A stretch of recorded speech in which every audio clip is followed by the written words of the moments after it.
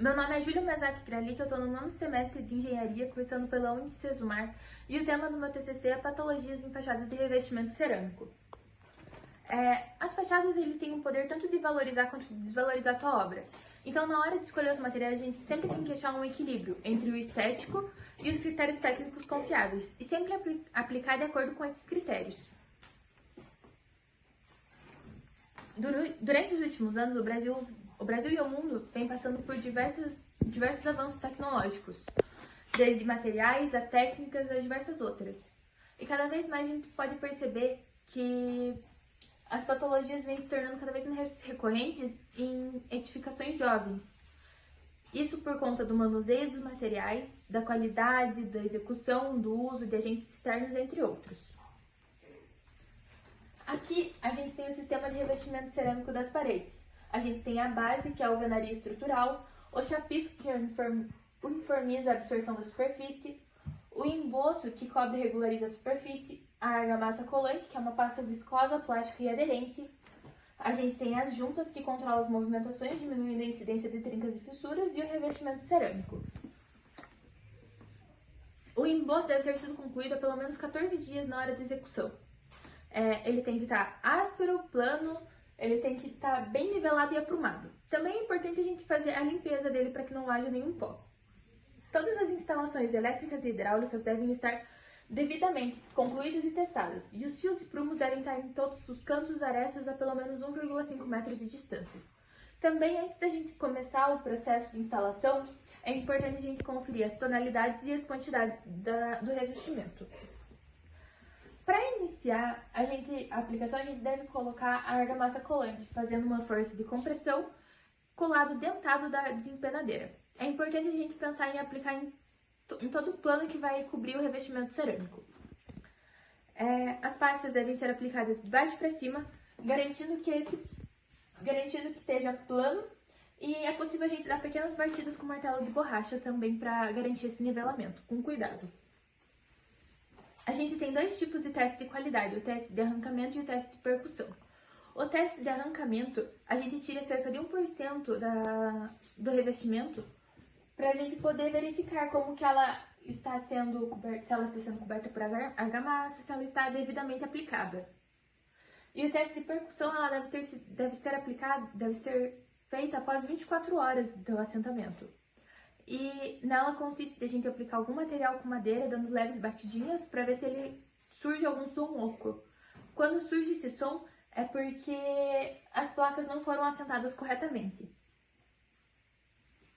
A patologia no revestimento cerâmico pode afetar sua aparência e funcionalidade, podendo estar envolvida das mais diversas etapas do processo construtivo, desde o projeto, execuções, condições ambientais e ao uso. Aqui a gente tem o gretamento, que ela surge através de pequenas fissuras na superfície esmaltada do revestimento.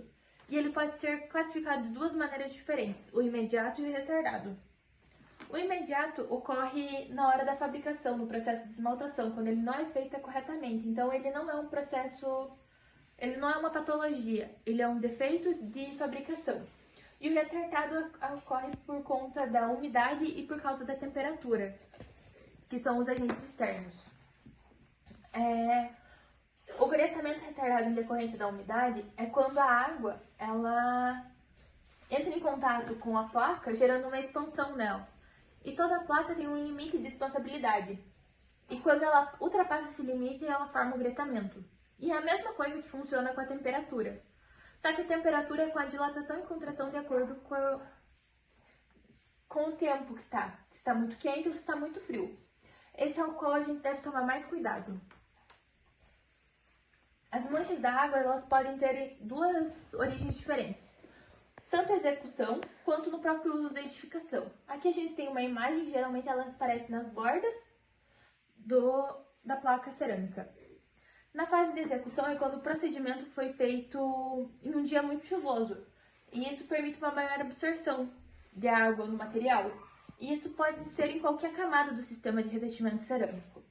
E tem no uso da edificação, que tem diversas causas. Pode ser capilaridade, umidade do ar, pode ser infiltração, vazamentos hidráulicos, entre outros.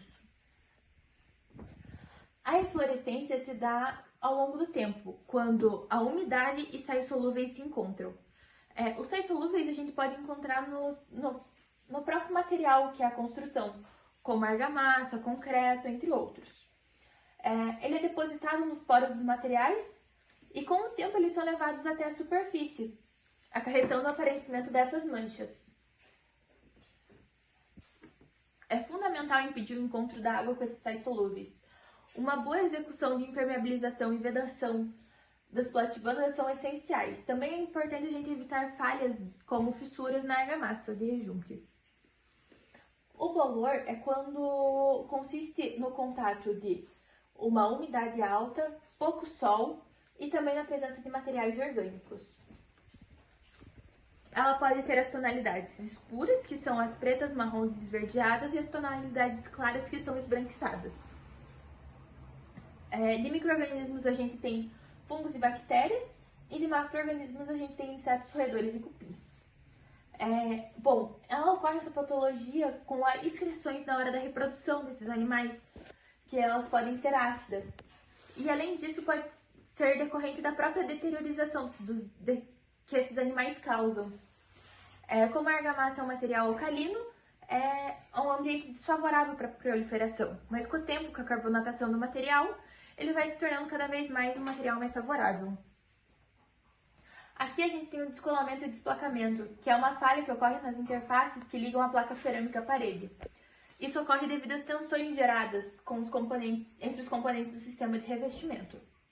O primeiro sinal é o surgimento de sons ocos pela placa, significando que houve o rompimento dessas ligações.